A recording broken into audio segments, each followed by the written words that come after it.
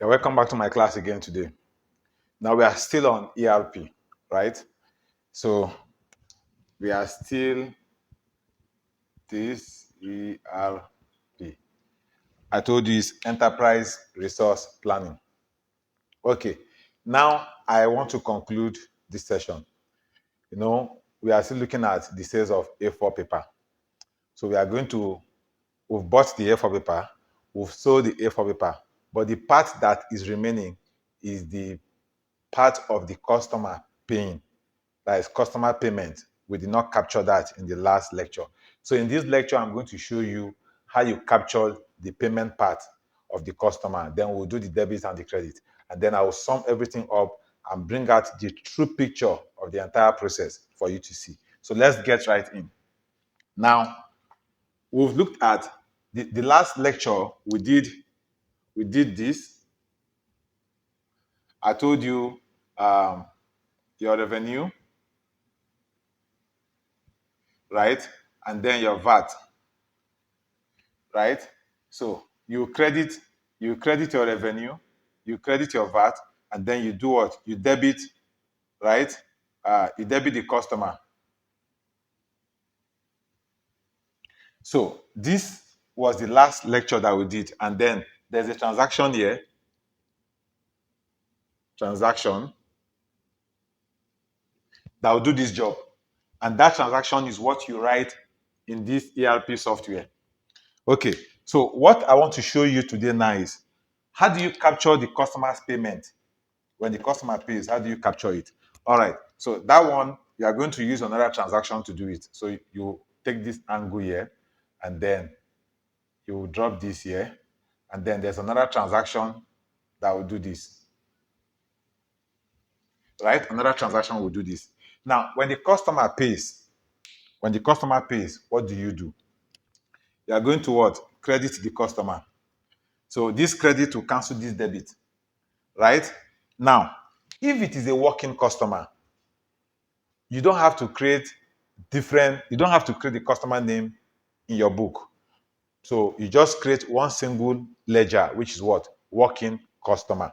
So every customer that walk in to buy the A4 paper, you just classify them, you push them into that pool of the working customer.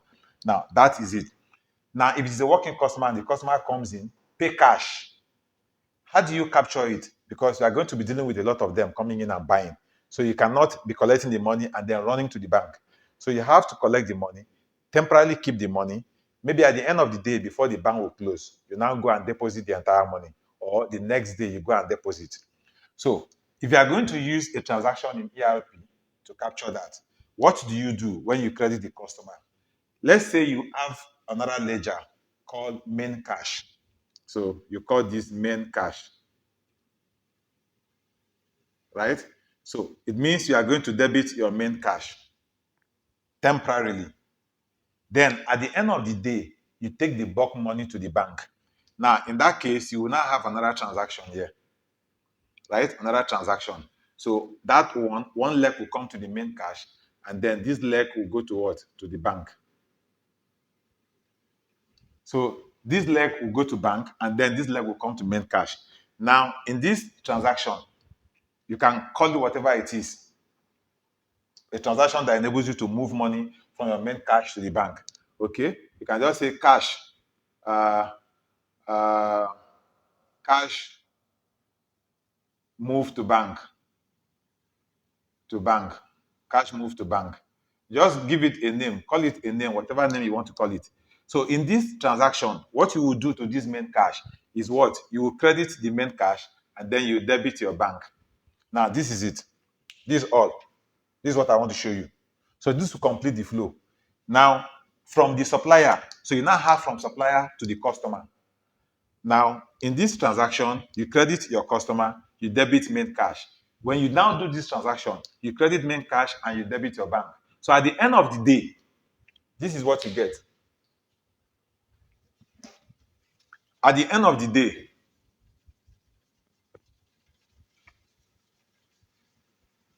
this is what you are going to get at the end of the day. You have supplier, then you have customer, right? And then you have company, right? Then slash, I'm going to tell you why I'm putting that slash, bank. So you have this here.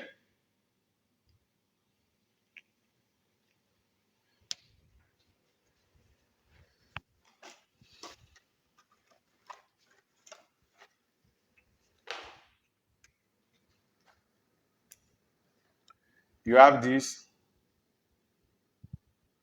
right? That's not much. Then you have this here. So this, just to make it visible. All right. Okay, so this is what you have. At the end of the day, this is what is actually happening. So you have product, right? You are moving product from the supplier to the customer. So this is the company dealing with the customer. So at this point, you have debit, credit, right? Credit. Uh, let's let's put it this way: debit, credit, right? So in this one now, when you give the goods to the customer, right? You debit the customer and you do what? You credit your revenue. Now, when the customer pays, you credit the customer and you do what? You debit your bank. But you could see the process that went from the customer to the bank. First, it went to your main cash and then to the bank. Now, this part of the supplier, at the time the supplier supplied the goods to you, you credited the supplier and you debit your stock, right? Then when you pay from the bank to the supplier, you did what? You credited your bank and you did what? You debit your supplier. So credit, debit, debit, credit, credit, debit, debit, credit. The flow is complete. So at the end of the day, what is the company actually doing in this scenario?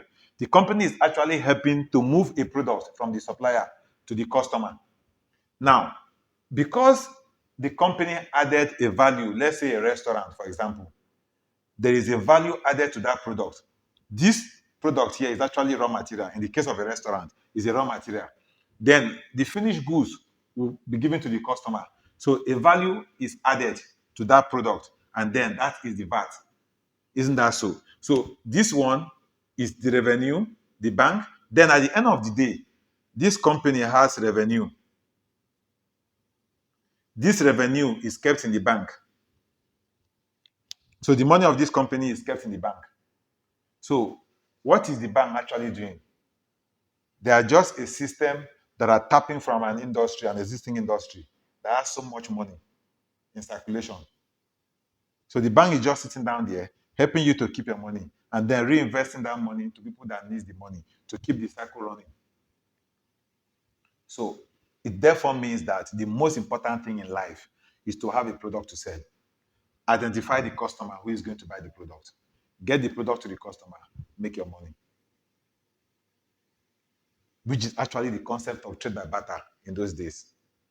But this time around, we are introducing money in order for us to easily move our product around, right? So that is what everything is all about. So this is the concept of an ERP. So if you are interested in implementing ERP, you can contact me. In less than 3 months, I will implement it start to finish, right? So that is the concept. It's not more than that. So I just said, let me conclude this process flow with you today in this video. Now I have come to the end of my interlude. I'm going to go back to teaching you object-oriented programming. That is what we'll do in the next class. So please, if you enjoyed this video, do not forget to subscribe to my channel. Do not forget to follow me on my Facebook page. Like, give me your comments, and help to share this video. Till we meet again, bye-bye.